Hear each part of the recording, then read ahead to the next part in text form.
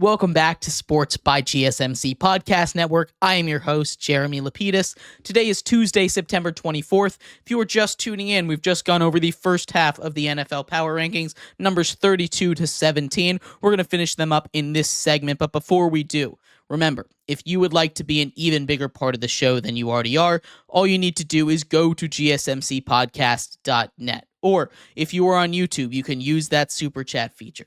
If you have a burning question about sports, anything at all that you would like to ask, go ahead and throw that in the comments. Throw it in the chat. I will get to it as soon as I possibly can. I appreciate everybody so much for sticking around, talking some sports with me here on a beautiful Tuesday, September 24th. But like I was saying, in this segment, we're going to finish up the NFL Power Rankings. Where we left off, we had the Atlanta Falcons at 17, which leads us to number 16, the Cincinnati Bengals. Our first 0-3 team, and you might think that's a little high for them, but you look at what their offense has been able to do, and I understand if you put them lower. I really do. But that offense, they finally get healthy. They put up over 30 points, and against a team that isn't as hot as the Commanders are right now, against a team that, you hope the defense can play better because they played better in past weeks. They've put up over 30 points in the last 2 weeks in a row, which is good enough to beat just about any team, but their defense has not been able to step up to the plate. We need to see more out of that defense, which is why they keep losing. But for now, they're here at 16 because I think they can beat the bad teams pretty handily now. We'll see, though. They could very easily fall a lot further, though. At number 15, the Tampa Bay Buccaneers. They were up in the top 10. They were a team that I was confused by because they kept winning games and they kept looking good. And we saw why that doubt, or at least my doubt, was there. They get absolutely destroyed by the Denver Broncos, a team that I do not think is very good at football. The Bucs probably needed that punch in the mouth. They probably needed that to wake back up and say, hey, maybe we aren't world beaters. Maybe we need to get back to the drawing board and do what works for us. Get back to that underdog mentality. Get the ball to Mike Evans. They need to give the ball to Mike Evans. That's something that they did in their win against the Commanders week 1. They were able to escape against a bad team in week 2 without giving him the ball. But week 3 against the Denver Broncos, they didn't give him the ball again, and we saw what happens. Their offense couldn't do anything. We need to see more out of that Baker Mayfield, Mike Evans combo if they want to continue to win football games. At number 14, the Los Angeles Rams. The Rams, I can't believe, found a way to come back from just about 20 points down in that second half with no wide receivers, their top 2 weapons gone, no offensive line, most of their offensive line gone. They were able to mount a comeback against an equally injured San Francisco 49ers team, but still, Matthew Stafford leads a masterclass without weapons. Matthew Stafford is still one of the best quarterbacks in the NFL. You need to put some respect on his name. The Rams are a very good football team, and when they get healthy, if they're able to get healthy, they will be a problem in this league. They just need to survive this injured portion. And if they can continue to do that with the production of Kyren Williams, 3 touchdowns yesterday, one through the air, 2 on the ground, what he's able to do in the running game, adding that extra versatility as a receiver, they can win some games. They pull off a huge upset against the San Francisco 49ers this week. They're second in that division right now. Don't look now.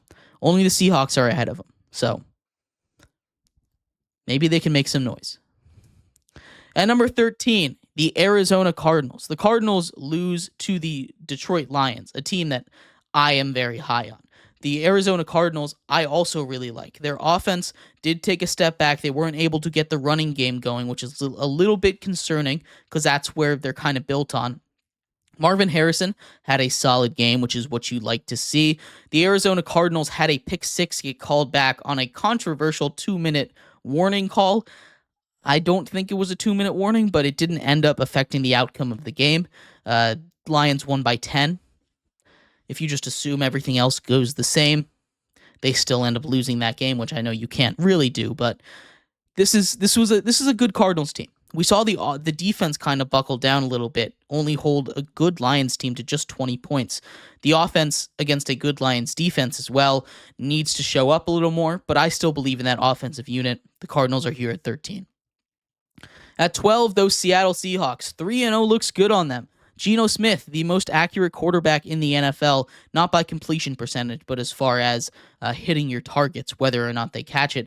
His connection with DK Metcalf has been unreal this season. They destroy that Miami Dolphins team 24-3. That defense is getting a lot of pressure, one of the highest pressure rates in the entire league. That's what you get when you bring in the Ravens defensive coordinator to be your new head coach.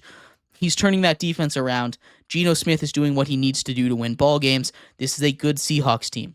Don't count them out. At number 11, it's those Baltimore Ravens. They get their first win of the season, but it's not a very convincing one. It was going to be a very convincing win. It was going to be. They were up 28-6 in the fourth quarter. Then they remember, we're the Ravens. We can't close games. They let the Cowboys come all the way back. Final score 28-25, and in a situation where they almost give the ball back to the Cowboys in the last couple of minutes. That is not how you want to end the game. They get out of Jerry World with a huge win. I want to give him credit for that. I really do. But that is not how you can win games against a real contender. If they give up that many points in the fourth quarter, if their defense stops playing the fourth quarter, if their offense can't figure out how to play offense in the fourth quarter, they're going to continue to lose games. And I've said it before and I'll say it again.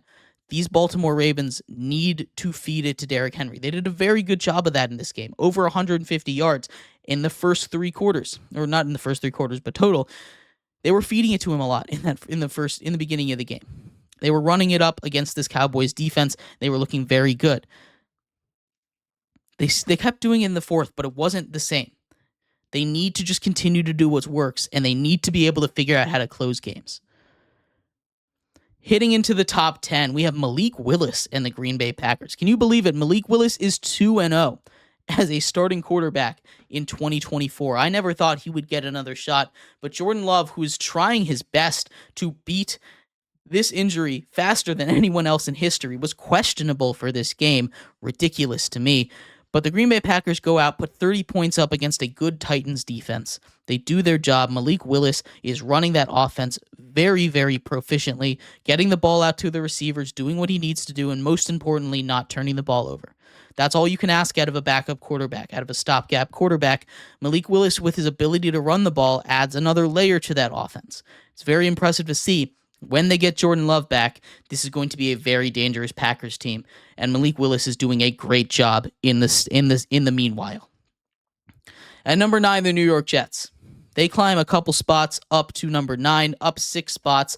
Aaron Rodgers looks like he's back, and that's why they're back up in the top 10. That defense suffered a little bit of injuries. It's not very good, but they're still a very good unit. You know, when you have Aaron Rodgers doing what he's doing on offense, the defense doesn't need to be as lead as it was last year. It'd be great if it was, but that defense was able to get pressure, albeit against a bad Patriots offensive line, but they were still able to get pressure, and that's a very encouraging sign. You want to see more of that as this season continues. The Jets are up to number 9.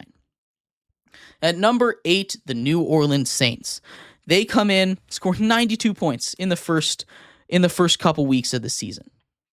Wonderful job by the Saints. Then they take on the Eagles. They cannot run the ball. Alvin Kamara goes back to what he was last season. Derek Carr goes back to what he was last season. Rashid Shaheed drops a couple of touchdowns. They weren't exactly wide open, but he had hands on him. He probably should have caught at least one of those. This is a Saints team that defense really did step up.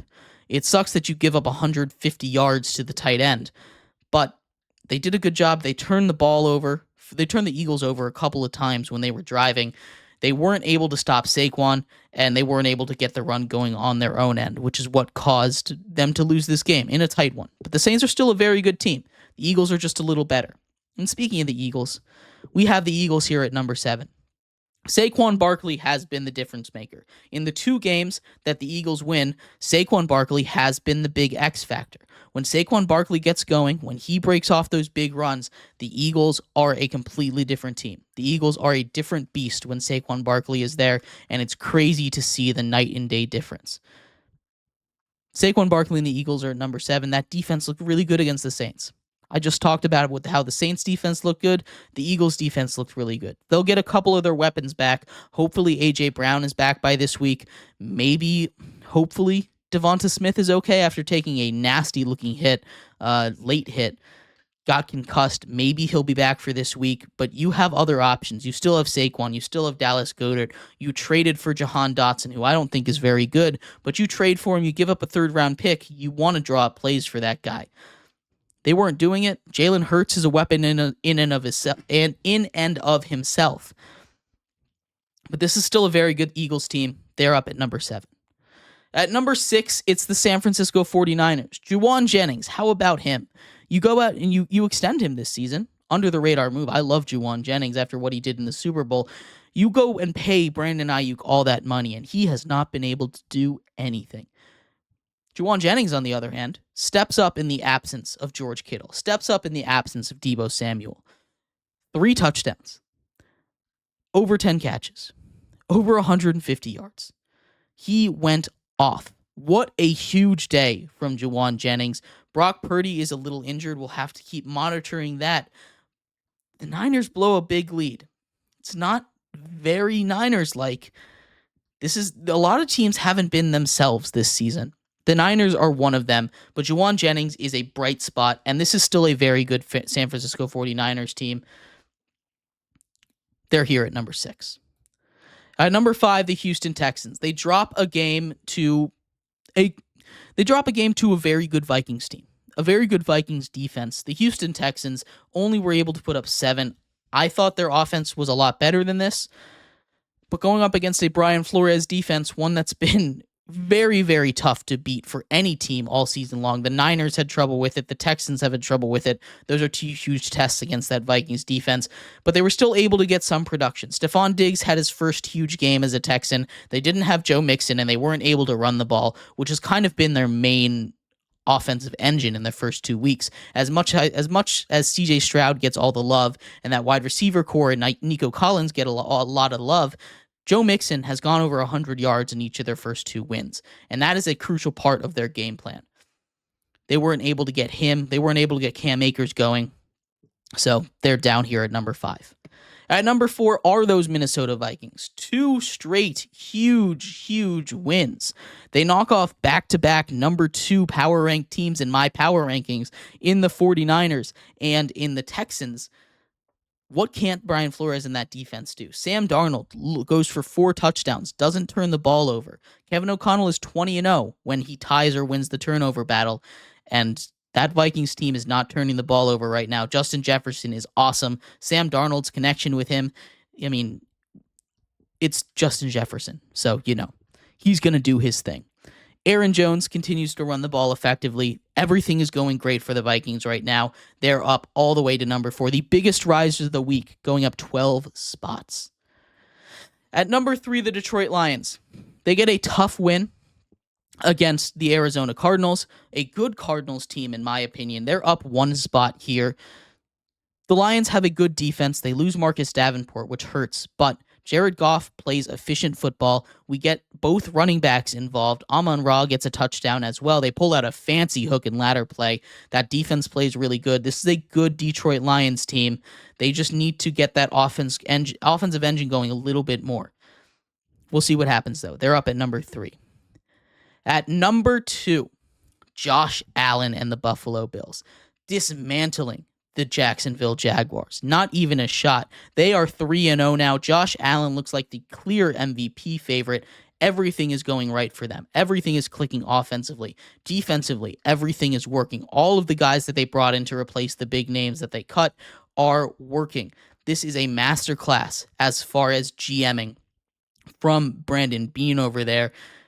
I mean, it's a great team. This Buffalo Bills, it's hard to find flaws with them right now. James Cook is doing his thing, rushing and receiving. Josh Allen is giving the ball to anyone with hands right now, and there's no sign of stopping them. This is a very good Bills team, and I'm most impressed by that defense. If they can keep this up, it's going to be very tough for anyone to beat them.